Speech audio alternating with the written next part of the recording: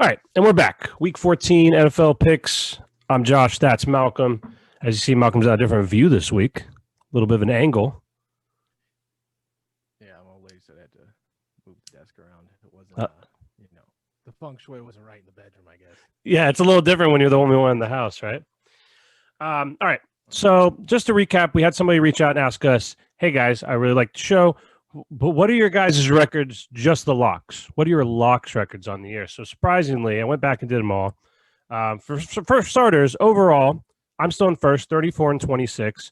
The guests are 32-28. Malcolm is up to 30-30 after a 4-1 week last week. And you should have hit all five. The Chiefs didn't cover, which was kind of crazy.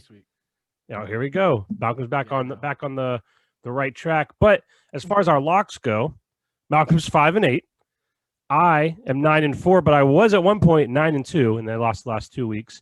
And then the guests are surprisingly 10-3 on their locks. So I guess if you're looking for anybody, take our. I'll go back and get a more detailed. Yeah, I'll get a more detailed breakdown for next week. I just did that real quick just now before we hopped on. So we'll start with the regular picks this week from our guest. Our guest has Vikings play. It's Tucker, by the way. He's on the show quite a bit. We had a different guest lined up, but week.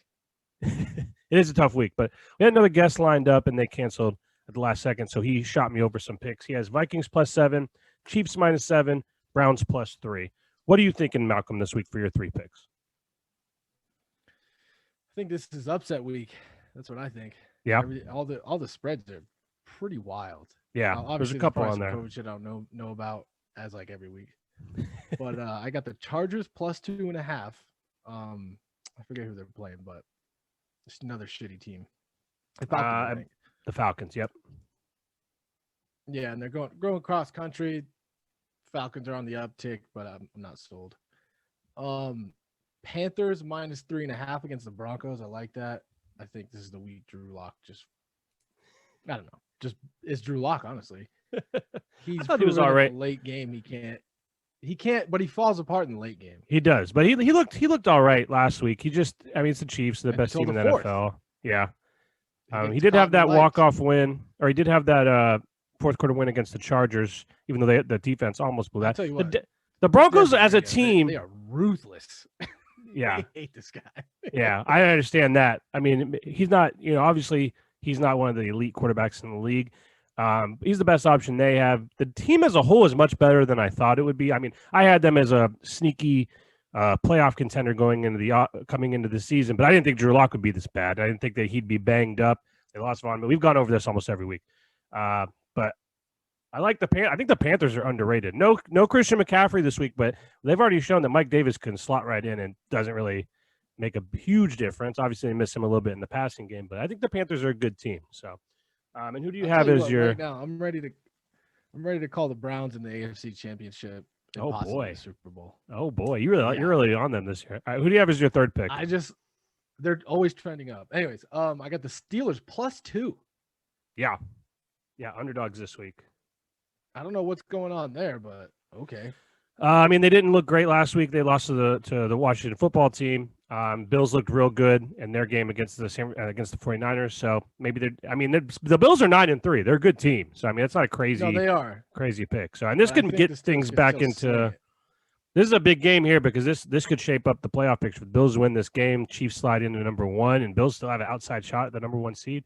I like that pick too. So my 3 picks, I have the Titans -7.5 against the Jaguars. I think the Jaguars are terrible. Titans looked terrible last week, but I think that's going to just make them bounce back even more, like a rubber band, baby. They pull back bad, I almost coming was back on harder. That game, but I don't. It's tough. An extra half point made me hesitate. Jack to kind of stop Henry, but who the fuck can really stop that guy? That extra half point to make it 7.5 kind of slowed me a little. I was hesitant, but I just think the Jaguars are terrible. So I'm riding with the Titans -7.5. Another one on here, which doesn't make a ton of sense to me.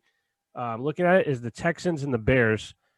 The Texans are 2-point favorites. And looking at it, it's confusing because the Bears have looked good, but I think Deshaun Watson's starting to figure things out. They've looked much better. So give me Texans -2, even though I hate them this year. And then this is one that I'm going to regret, but I don't understand how this is even it just seems too good to be true. The Cardinals minus 2.5 against the Giants. The Giants are very good. The Giants have a great defense. They've looked very good. But Colt McCoy is the quarterback. They beat the Seahawks last week, but it's Colt McCoy. He's not going to outsling Kyler Murray in this game. So give me the Cardinals minus 2.5. Malcolm, who do you have as your dog?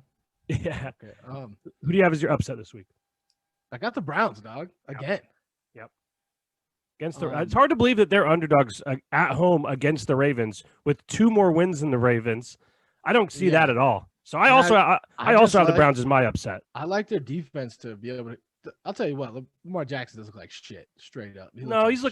He's looked fine. He also had COVID. We saw what that did to Cam Newton. That kind of slowed him down a little bit. The team looks a little out of sync, but he's been fine. He isn't having that year he had last year, for sure. This is what I chalk it up to. Like a lot of the most famous, successful fast food joints, it's when they minimize the menu, an In-N-Out or Chick-fil-A. And I just feel like with the running quarterback, it's too many options, dude. They don't know what to do. If they're just you're just gonna pass, this is all you have to focus on. I feel like it's better for them. Yeah. But when you have this crazy speed, and you're like, should I use it? Should I not? People are gonna question if I'm running too much. Am I gonna get hit? It's just too much. You need. So are you saying that the Ravens should take the McChicken off the dollar menu? Is that what you're saying right now? First of all, I heard that news, and it's egregious. We'll save that for the next episode.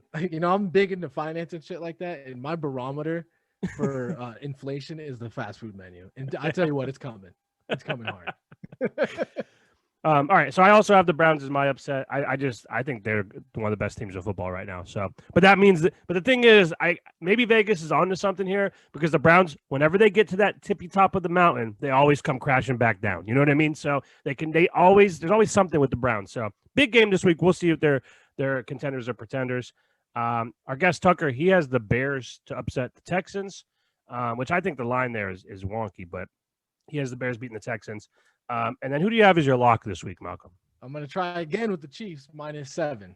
Yeah. So that's usually a pretty safe pick. Yeah. They cover most of their games. They're playing the Dolphins, which are a good team, but they've looked pretty bad as of late. My lock of the week. I've gotten fucked on this pick twice with people traveling to Miami, but we'll see. I think the Chiefs are focused. That number 1 seed is right within reach. I think that that'll be a good one for them. My lock of the week, I have the Bucks -7. It was 6.5 if you got it earlier in the week. In real life, I bet it 6.5 a couple days ago. But Bucks 7-5, Vikings are 6-6. Huge game, playoff implications. The winner of this game is going to control their own destiny in the wild card. I think this is a gigantic game, and in the big games like this, it's hard to bet against Tom Brady. Also, the Vikings. We've seen it throughout the season. They've been very inconsistent, and in the games they've been bad in are games when they can't get Dalvin Cook going. The Bucs have the best run defense in football. I have it. I can't. I don't even have it right in front of me, but I have pulled up some stats from earlier in the season where the Bucs have really just been shutting down the run game. Let me see if I can pull it up again. All right, I have it right here. So in this season, the Bucs have held Josh Jacobs to 17 yards rushing, Aaron Jones to 15 yards rushing, Alvin Kamara to 40 yards rushing, Christian McCaffrey to 59 yards rushing, and in the other game against the Saints, which was kind of a blowout, Kamara had 16 yards rushing. So Dalvin Cook is leading the league in rushing, so he's a different beast than those guys. But those are some of the elite backs in the league. So if they can hold Dalvin Cook even to under 100 yards, the Vikings are going to be in trouble. So I think the Bucs run away with this one. Give me Bucs -7. Our guest Tucker, he has Eagles +7.5. Against the Saints this week with Jalen Hurts, not Carson Wentz, starting at quarterback for the Eagles. So interesting pick. I think personally the Saints are going to blow them out. But I was going to fuck with that game. I think we'll see. I don't know. Jalen Hurts, he looks like he's going to make the classic interceptions, but he looks like he can sling it. So. Listen, it's going to be hard to be worse than Carson Wentz has been this year. He looks like terrible. The generation of the short quarterback. Yeah, it's true. Crazy. That's true. All right. So recap the picks. Malcolm, he has Chargers +2.5, Panthers -3.5, Steelers +2, Browns is upset, Chiefs -7.